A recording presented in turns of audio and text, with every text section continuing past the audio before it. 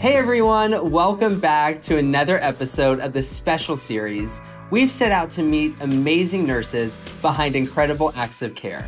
I hope you're ready to meet one more. I'm Nurse Blake, and this is Notable Nurses. Before we get into today's episode, I want to give a special shout out to Verizon for sponsoring this series. As part of their commitment to giving more to those who give the most. Check out the link in the description to find out how their commitment extends to nurses and their families. Today's special guest nurse is someone who really embodies the spirit of care.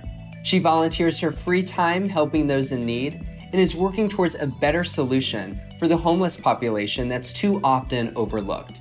Check out her story. I am a psychiatric registered nurse, and I am in my last year of doctoral school to become a psychiatric nurse practitioner. Prior to the pandemic, I was volunteering 1 day a week at my local homeless shelter. Once the pandemic hit, the shelter actually closed. When that shut down, and then we simultaneously shut down the libraries, fast food restaurants, everything else, the homeless population, they didn't have anywhere to go. I really quickly transitioned to being out in the encampments themselves, and I was out there 7 days a week.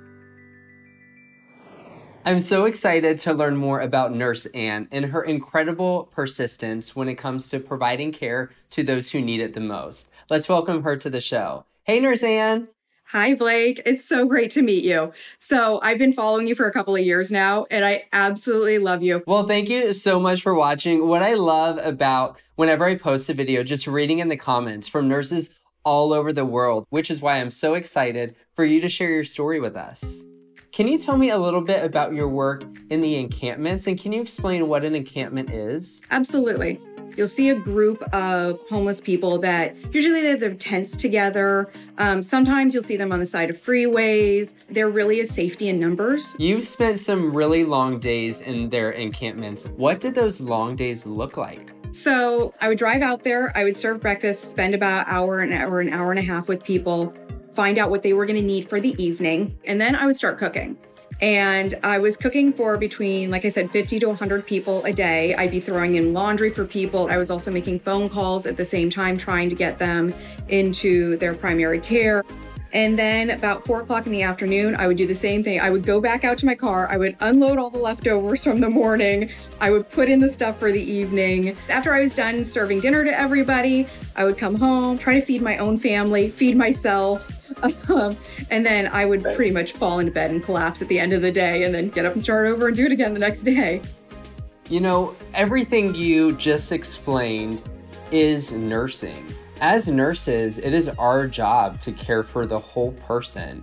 And the simple task is doing the laundry and providing a meal and taking them to appointments. You know, that is nursing. And kind of when we talk about this group, we call them the homeless population or homeless community. But every single one of them has a story and a journey and identity. Is there any story that stuck out to you? I actually had a gentleman, he had been homeless for a couple of years here in Washington. And I'd known him for a while, and then the pandemic hit, and he said, Nurse Ann, I'm from Georgia, and my family has been asking me to come home for about 6 months now, but they don't have the money for a plane flight. I don't have the money for a plane flight. I just want to go home. And I said, I can make that happen. I will make that happen. So I did. My husband and I talked real quick, and I put him on a plane, and I sent him home. And he is doing fantastic now. He's got a job. He's got his own place now. He's even got a cat he sends me photos of. I mean, it's such a good thing to have come out of this pandemic. I love that story. And it's really all about, meeting people where they are. Nursing isn't just within 4 walls of a hospital. Nursing, encompasses our whole communities. I couldn't agree more. The homeless population is known for being a high utilizer of emergency rooms and in this country. And we knew that they were overrun at the time, and they're still overrun. And so if I could keep these people out of that emergency room and help you guys on the back end and keep my people healthy, keep them out of your way so you could help the people that really, truly were in need of the emergency room at this time, it was a win-win for everybody. I totally agree. Hey, Ann, so I have a special guest who's stopping by and she can't wait to speak with you.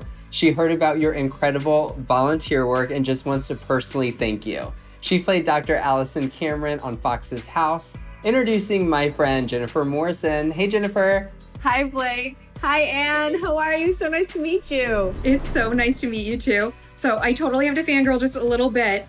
So I saw you on Once Upon a Time. Our family was we're huge fans of that show. We absolutely loved it. You were so wonderful in it. Thank you so much. I love hearing that. As I started to hear about your story and all of the work that you've been doing, I was like, I thought I was busy, but this woman is way, way, way, way, way more busy than I have ever been. I'm just so fascinated to hear how it all started for you. I think there's a lot of people that want to contribute in that way, but maybe don't even know where to start. So there's a caveat on that because of course I'm a nurse. Most of the time when we discharge people from a psychiatric hospital, it is to a homeless shelter. And so, yeah, it's heartbreaking. And I can tell you, like, I'm 5 years into this, it still breaks my heart every time I have to put somebody in a cab to a homeless shelter after spending weeks getting them stabilized. But for the average person, I would say, I really, call up your local food bank, call up your local shelter, just ask what they need. If you know how to write a resume, like, we need you. Like, for you, what would be really fantastic? We need people who know how to dress for an interview, how to do makeup. Wow, really? Those are important skills. You kind of have almost an arrested development sometimes when some big trauma happens to you and you become homeless.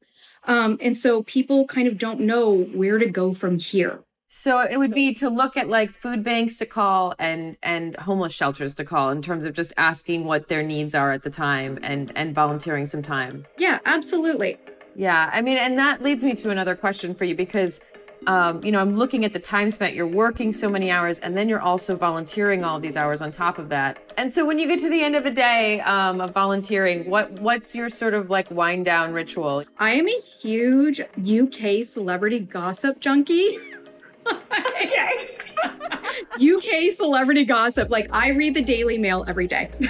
Okay. It's my guilty pleasure. And I know a lot about the royals then. I know a lot about the royals. I get on Daily Mail, I scroll through some articles, I start shooting them to friends because I have a couple of friends who are obsessed as I am. Yeah. And we'll go back and forth. I love that though. It's so great that you found like things where you can just let it all go. I find it interesting in this time because it's like you have to figure out a new way to show your friendship. We can't just, like you said, go and be like, oh, I'm gonna come over and we'll have a glass of wine. For some people, it feels like it's a FaceTime call every Sunday. For some people, they hate FaceTime and they just want a phone call, So it is an interesting time to start figuring out how to be a support system for the people that you have been with, as friends. Sounds like it's something that you're spreading through the work that you're doing as well, which is great. To realize when I'm talking to somebody who has no family, who doesn't have a friend support system, to realize that, everybody needs that. And it makes it real easy to then, open up with them. It's funny because in the hospital, we can't share a lot of our personal lives with people. In my volunteer work, I share a lot about my personal life because I want people to see that I am human and I am real. And, a lot of my clients out there, a lot of the homeless community, they say, Anne, how did you do this? How did you be you? And I have to say to them, I didn't get to be me by myself. Well, I am just absolutely blown away by you. Thank you so much for just spreading your heart the way that you've spread your heart. Thank you. And I really want to know, what is next for Nurse Anne? I really am going to keep working with this population. I'm really, really interested in street medicine and going out and meeting people where they are and to really be their advocate. We need low-income housing. We need more group homes for the mentally ill. I'm going to spend the rest of my career doing this, really. So if there's anyone out there, like you, that cares about this population, how can they be involved in their own communities? One of the things I would say is start little, start with 1 day a week, or even 1 day a month. If you want to get involved at more of a higher level, I highly recommend NAMI, which is the National Alliance for the Mentally Ill. They do phenomenal work surrounding the mentally ill and really trying to keep people off the streets.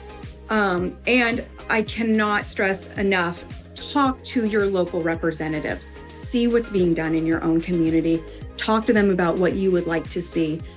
We all have to be involved to make change. I absolutely love you, and I love your story, and I love your commitment. So keep up the great work and keep in touch. Oh, thank you so much. That's it for today's episode. I really want to thank Jennifer Morrison and Nurse Ann for joining me, and I'd also like to thank Verizon for sponsoring this series. Please check out the link in the description to find out about Verizon's commitment to nurses and their families. And don't forget to like, comment, and subscribe to my channel. I'm Nurse Blake, and this has been Notable Nurses.